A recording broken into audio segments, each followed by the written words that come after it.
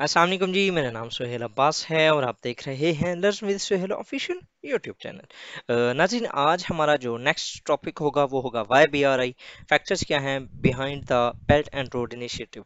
जो belt and road initiative China ने launch किया, उसके ऐसी क्या वजूहात क्या थी, रीजंस क्या थी, क्यों चाइना को ऐसे क्या ख्याल आया, उसने क्यों जो इन्वेस्टमेंट थी इतनी ज़्यादा, ये जो तकरीबन $3 ट्रिलियन का प्रोजेक्ट है, चाइना अपना पैसा क्यों लगा रहा है इस तरह दुनिया के दूसरे मुल्कों के अंदर। तो आज हम इसको देखने की कोशिश करते हैं। सबसे पहले जी, इसके मैं दो किस्म के फैक्टर्स आपको बताऊंगा। पहले होंगे एक्सटर्नल फैक्टर्स, जो कि बैरूनी कंट्री के अंदर नहीं, जो बाहर के जो फैक्टर्स हैं, जो कि इसके ऊपर काफ़ी असरअंदाज होते हैं चाइना के इस फैसले के ऊपर। फिर उसके बाद जो एंड के ऊपर होगा वो मैं इंटरनल फैक्टर बता दूंगा। ये हैं दो तीन, इसमें इतना ज़्यादा लेंथी नहीं होना ये।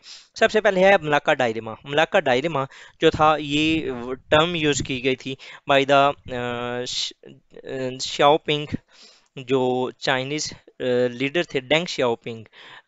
90s के अंदर थे ये, तकरीबन 1980s के अंदर ये आए जब माओ जेडोंग की डेथ हुई थी। उसके बाद ये ज़्यादा, जिसकी इकोनॉमिक रिफॉर्म्स बहुत ज़्यादा मशहूर हैं चाइना के अंदर, जिसकी वजह से चाइना आज इकोनॉमिक जॉइंट बना है, इकोनॉमिक पावर बना है। उसके पीछे डेंग शाओपिंग की पॉलिसीज़ थी, जो कि लिबरल पॉलिसीज़ थी। उसी ने कहा था कि बिल्ली चाहे काली हो या सफ़ेद, अगर वो चूहे को पकड़ती है तो वो एक अच्छी बिल्ली है। मतलब कि उसने जब क्योंकि चाइना ऑलरेडी कम्युनिस्ट और कम्युनिज्म को ही सपोर्ट कर रहा था, उसी के ऊपर वो उसको फॉलो कर रहा था। लेकिन 1970 से ऑनवर्ड जब यूएस और चाइना के दरमियान इंगेजमेंट स्टार्ट हुई, तो फिर चाइना ने कुछ लिमिटेड तौर पर अपनी जो पॉलिसी थी उसको बदला, और उसने लिबरल जो कंसेप्ट था, ग्लोबलाइजेशन का कंसेप्ट जो था, उसको एक्सेप्ट करना स्टार्ट किया। तो और उसके बाद से ऑनवर्ड वो उसी ग्लोबलाइजेशन के एजेंडे को फैलाता ही जा रहा है। तो मलाक्का डायलेमा क्या था कि चाइना उस वक्त जो इशू था ना, क्योंकि कोल्ड वार चल रही थी, यूएस और रशिया के दरमियान काफ़ी इश्यूज चल रहे थे, तो चाइना पहले रशिया का पार्ट रहा, फिर यूएस के साथ इसकी इंगेजमेंट स्टार्ट हुई। लेकिन इतनी अच्छी नहीं थी। ठीक है, 1980 से भी ऑनवर्ड ना, अगर मैं आपको मैप दिखाऊं तो जो चाइना की जितनी भी ट्रेड है ना, वो सारी है वेस्ट वाली साइड पे। मतलब कि ईस्ट में तो आप देख लें, इस साइड पे तो सिर्फ एक जापान है और बाकी कुछ कंट्रीज़ हैं, और आगे फिर यूएस है, क्योंकि ये पैसिफिक है। तो यहाँ से ना, जितने भी चाइना की जो ओवरऑल इंडस्ट्रियल हब है ना, वो तकरीबन ये एरिया है। ठीक है, यहाँ पर का ये जो एरिया है, तो वो यहीं पर ही तकरीबन वो अपनी एक सिलिकॉन वैली भी बना रहा है। तो इधर से ही ना उसको अपने जो ट्रेड है जो वो उसने करनी होती है ना, तो वो इस तरीके से ये जो रूट है ना इसको फॉलो करता है। अगर इस रूट को वो फॉलो करे, तो यहाँ पर जो कंट्रीज है ना, इनमें एक कुआलालंपुर है, मलेशिया है, इंडोनेशिया है। ठीक है, और ये जो स्ट्रेट है ना, इसको कहते हैं मलाक्का स्ट्रेट। अब यहाँ से ना इसने अपनी जो ट्रेड है उसको गुजारनी होती है। अब यहाँ पर ये जो सारा रीजन है ना, ये तकरीबन ये अंडर द यूएस इन्फ्लुएंस था, और यूएस की यहाँ पर, जिस तरह आपको आइडिया है, दुनिया की सबसे बड़ी नेवी यूएस के पास है। तो वहाँ यहाँ पर ना यूएस के शिप्स भी बहुत ज़्यादा घूम फिर रहे होते हैं। तो चाइना अपनी ये जो ट्रेड है ना, इसको कंसीडर करता है कि ये है उसके लिए ख़तरा।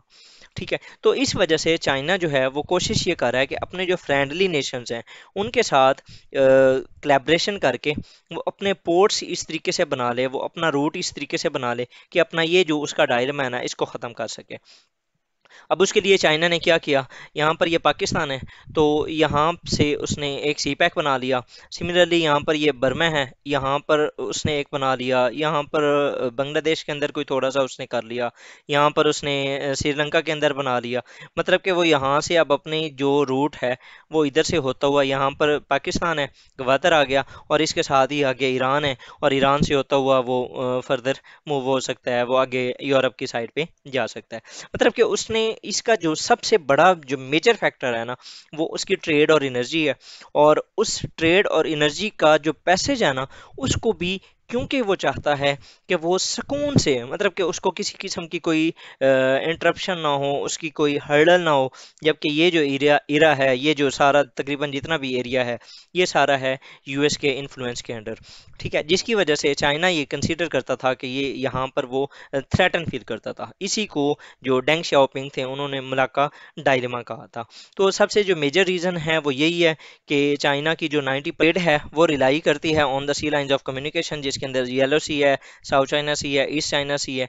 और ये जो इस साइड पे है ये तकरीबन सारा इसको एक बार आप देख लीजिएगा, ये ईस्ट चाइना सी है, ये साउथ चाइना सी है, और ये फिलीपींस सी है, यहाँ पर ये बे ऑफ बंगाल है, और इसी को ही यहाँ पर ये अरेबियन सी है। और ये सारा एरिया अगर फॉर एग्जांपल इसको यहाँ से उठा के, और ये जो सारा ये एरिया कहलाता है, इसको हम कहते हैं इंडो पैसिफिक।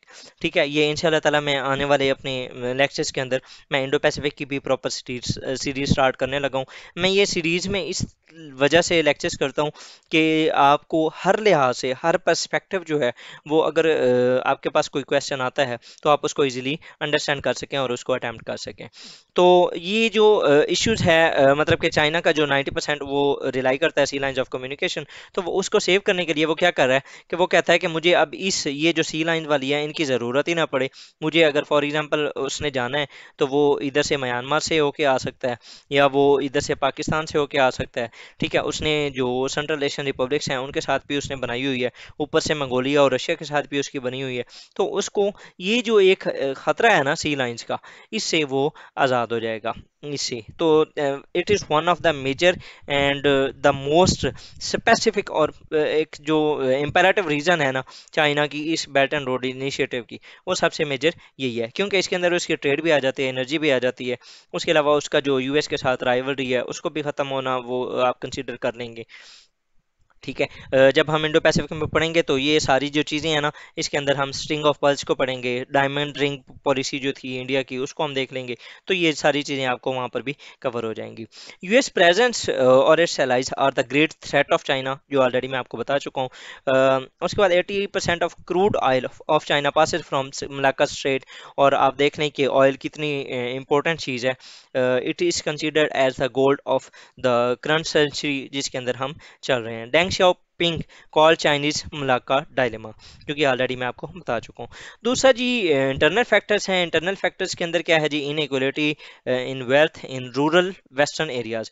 अगर फॉर एग्जांपल ये हम चाइना बनाएं तो, सॉरी मेरा जो मैप है वो इतना अच्छा नहीं है, तो इसको अगर देखें तो यहाँ पर जो एरिया है ना, ये जो पाकिस्तान के साथ इधर लगता है, तो ये जो एरिया है ना, ये एक अनडिवेलप्ड एरिया है, मतलब कि ना वो एक अंडर डिवेलप्ड एरिया है। चाइना के अंदर जो ज़्यादातर डेवलपमेंट है ना, वो जो मेजर है ना दरमियान के अंदर जो उसके रीजन है उसके ऊपर ना बहुत ज़्यादा डेवलपमेंट हुई हुई है।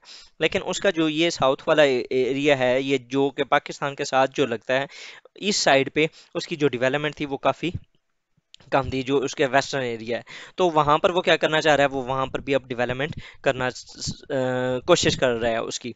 उसके बाद ये ईस्टर्न कोस्ट लाइन हो गया, new specific economic zones in the deprived regions to increase the cross border commerce and to decrease the disparity. तो वही जो मैं आपको बता रहा हूँ कि वहाँ पर क्योंकि डिस्पैरिटी है बहुत ज़्यादा, वहाँ पर डिप्राइव्ड रीजन्स हैं। ये ऐसे कंसिडर कर लें कि चाइना का जो पाकिस्तान के साथ वाला पार्ट है, जो पाकिस्तान के साथ वाला पार्ट है चाइना का, वो ऐसे ही है जिस तरह पाकिस्तान का बलूचिस्तान है।